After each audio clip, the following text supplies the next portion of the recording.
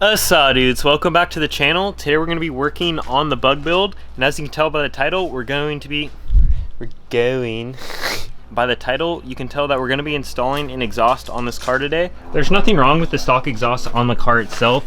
It is a little bit rusty, but that's not of concern to me. The reason I'm actually switching the exhaust on this car is just to allow it to breathe a little bit more and to get a little bit more sound out of the car itself. So here's the exhaust that we're going to be putting on the car right here. We're going to be running 3-inch tubes into this MagnaFlow right here, and then we're just going to dump out the back. So we're gonna have to come up with some way to actually put it on the car. I'm just playing. Here's the actual exhaust for the car right here. This is just an Amazon special. This thing was 85 bucks. It is galvanized, but the tips are chrome. The reason I went with the cheaper exhaust is because the stainless steel exhausts are like 200 bucks, so it's over double the price, which just wasn't worth it to me. So we're going with this. We're gonna try and put it on the car. A lot of these exhausts are actually for like the 1300 to the 1600 cc. For the 1200 cc, it's kind of harder to find the exhaust. People say this will mate right up, but we might have to do some tweaking. So we're just going to deal with that as the time comes and we're working on the car itself. Before I start tearing off the old exhaust on the car, I just want to start it real quick and let you guys hear it and give it a few revs. So you kind of get an idea for the before and after on the car, so we can see the change in the sound. So I'm going to get in right now and give you a few revs.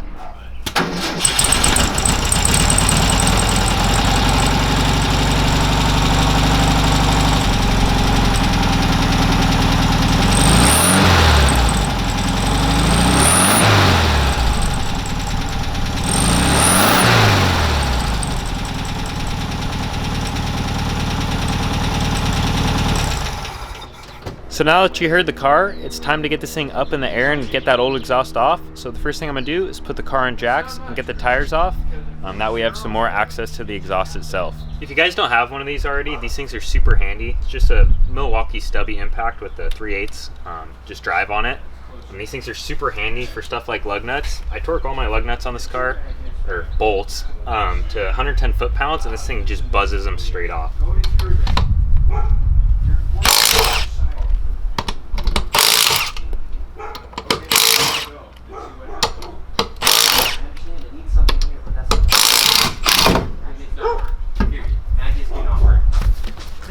Just like that.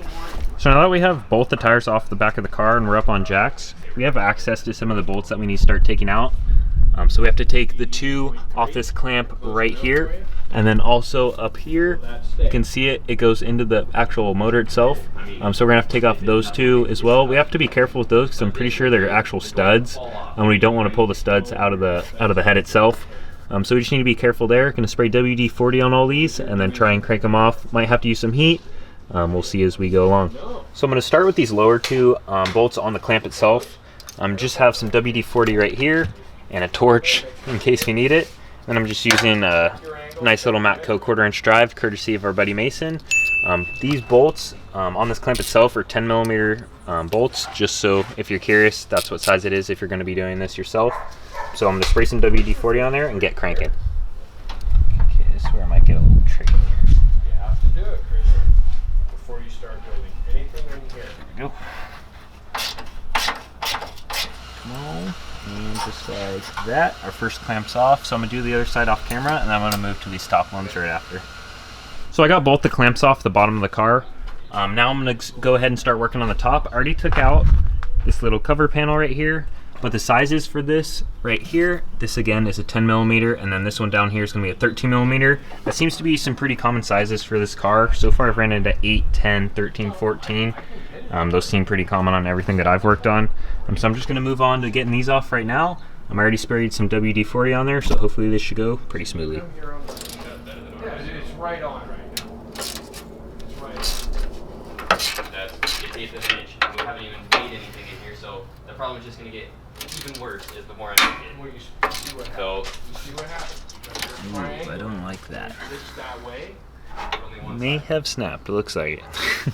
We're 53. Just like that, brother. This thing came off super simple. It just barely took any pressure to actually crack it, and this thing came right off. So I've gotten all these bolts and nuts off the actual exhaust itself. Now all that's left is going to be the exhaust clamps that are down below. So I'm just going to have to take those off, and then this thing should just pop right off.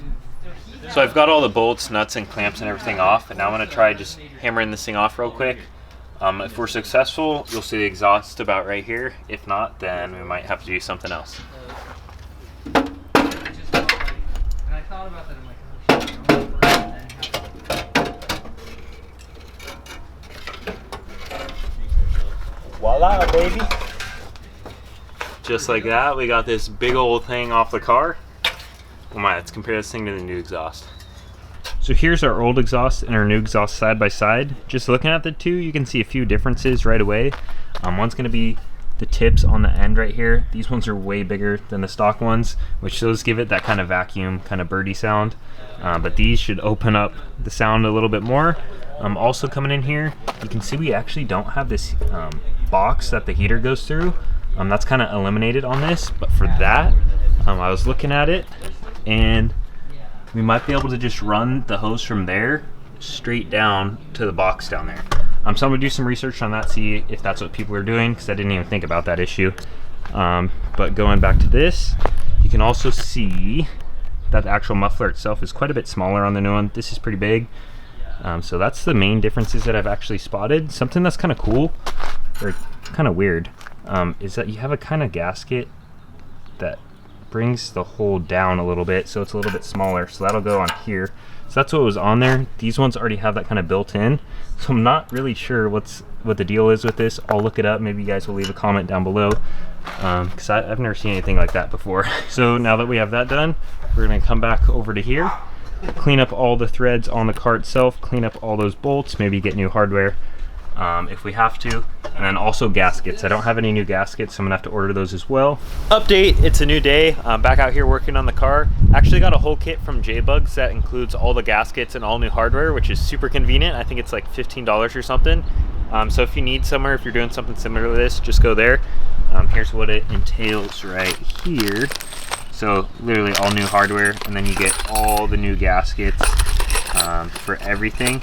It does not include that smaller gasket with just the little pinhole in it, but I figured out what that is because I was doing some research on that. Before I actually even, well, I got the exhaust for this thing and I didn't watch any videos or do any research on how to put it on. I kind of just was learning as I went on the car. So if you're like, oh, well, that's what that's for or something, I just didn't do much research. So I've been doing research and I found out what this is actually for. The reason there's a smaller hole on this is because if you know where this tube, or where this actual flange goes to, it goes to the little tube that runs on the intake. It goes right here and it runs along the intake, and it warms the actual intake up because these cars do have problems with the intake freezing. So that's what that tube's for, and the reason that you have the little pinhole one is because this goes in one continuous tube and comes back in.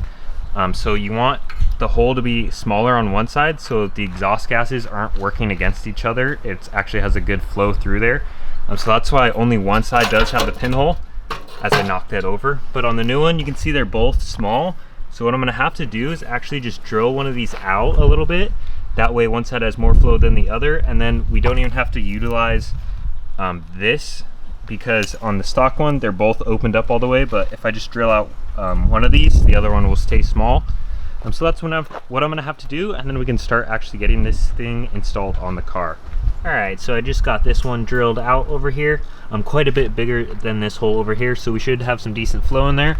Now, this hole is not as big as this one, and that's for actually two reasons.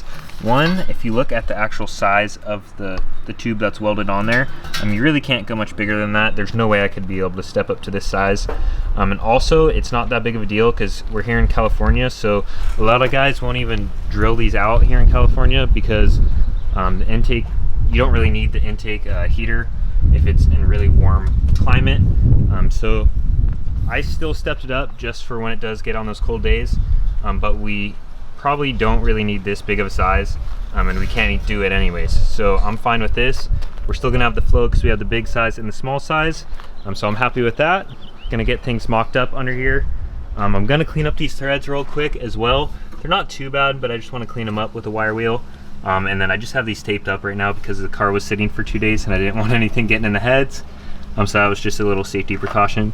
But I'm gonna use a little wire wheel to get those cleaned up, and then get the new actual gaskets on here first, because once the exhaust is on, you can't get these on. So I want to put the new ones on there first, and then we should be able to start assembling. So I went ahead and just cleaned up those threads off camera real quick, and then I just made sure that the nuts went on there smoothly by hand all the way. And then I just threw those gaskets on there. Also down below, got the gaskets on there.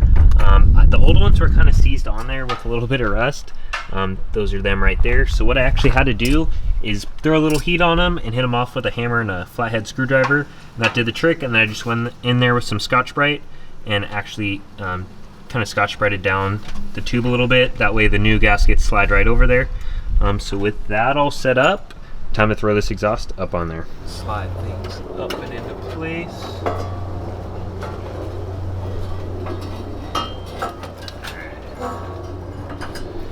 From everywhere I've been hearing, the hard part's going to be getting it to fit up to this intake tube. So that might be a little bit tricky. So looking at this, we're going to need to tweak the actual exhaust a little bit, which I kind of expected. It's a little bit wide, so I'm just going to have to tap the edges in a little bit, and then we can mock it back up in here and see if she'll fit. Alright guys, I just wanted to update you as I was getting this exhaust on. For the most part, everything is seated up. All the gaskets are on there and the tubes are met up. And you can kind of see what I had to do down below to get things to line up. You're sure to ratchet strap across until things actually met up, and then slid it, just slid the tube up over the heater box. That's how I got that on there. On the top, I just kind of pried it, massaged it over. I tried just using a hammer to bend the actual tubes, but it ended up just denting it, so I had to use the ratchet strap. Thank you, Dad, for giving me that idea. So I'm thinking the 1600 is a little bit wider of a block, and that's why this isn't fitting perfectly. It is what it is. We got things all fitted up. Right here on the intake tube, you can see the holes are a little bit off, but I kind of found the trick to mating that up, and that is the classic hole punch right here. Let's see, so stab it in one. Maybe I'll do the other just so you guys can see. And look at that. It'll actually just pull it right over, so you can get one in and then the other should slide on. So I'm just gonna have to do that on that one. Make sure all the other bolts are tight, and then pull the ratchet strap off and get the clamps on down there, and we should be ready to fire it up.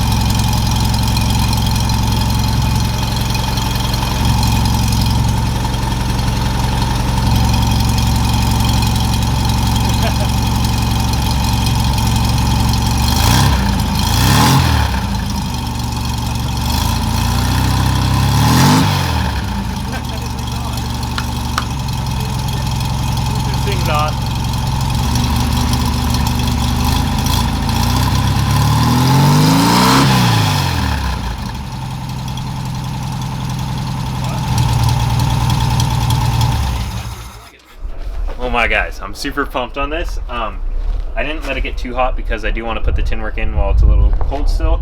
So I'm going to put that in, connect the heater hoses back up, and then we'll take this in for a rip. Taking the bug for a little test drive. Haven't gotten on it at all yet, so let's see how this goes.